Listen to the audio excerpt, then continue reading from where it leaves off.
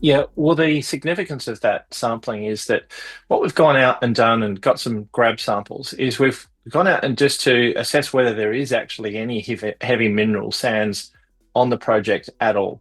And there was.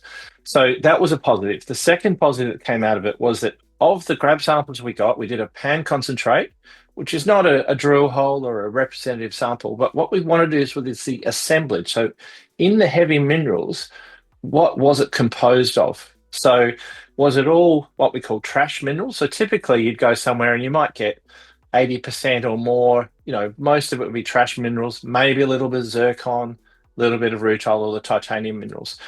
This was the other way around, which is what we want. So we had very low, 10 to 20% of trash minerals, the magnetite and iron ores that we don't really like.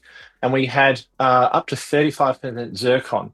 And zircon's one of the highest value products in the mineral sands industry. It's worth around just over $2,000 a ton. We also had some ilmenite that was quite weathered. So it's weathered through to rutile. Rutile is almost the best quality or the highest percentage of titanium dioxide. So ilmenite to rutile is the scale of good titanium or bad titanium, and the ilmenite gets weathered through to pseudo rutile, and then rutile is the best and the highest value product. So the more of the rutile and the pseudo rutile you've got, and the more zircon you have, the better off a deposit would be if there is one in existence. So what it told us was that we have the potential with that assemblage that it would be a really good result for our shareholders if we can go out and delineate a deposit. So worth doing some exploration.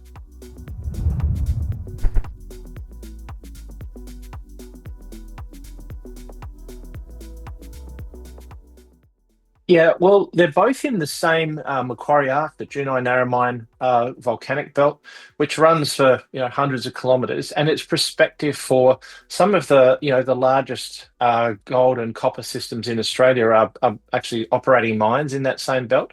So it's prospective for both gold and copper, and we really like that area because what we're doing is we're building out a pipeline of targets, if you like, so that if we've got the heavy mineral sands is a really interesting new addition to the stable, if you like, but we've also got other drill targets. So we've got that sort of pre-discovery, working up some validation steps.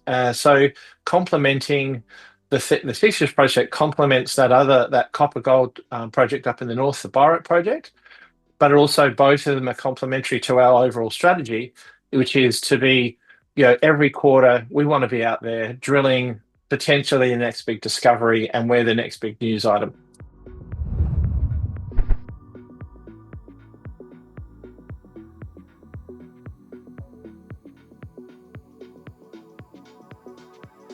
Well, yeah, really good question. We've sort of stated quite a few times that we're really focused on copper and gold. We see those as the good precious metal base metals that have got long-term value drivers for a company's success. And the other one is near surface uranium, paleochannel uranium. Um, the how does the discovery or how does the HMS project complement it? Look, if we can get some runs on the board on near the Peake project with the HMS property, then we've already started doing some project generation, putting our foot down on some other areas there. We'll probably lean in a bit harder on that. But your question was, what other minerals are you targeting?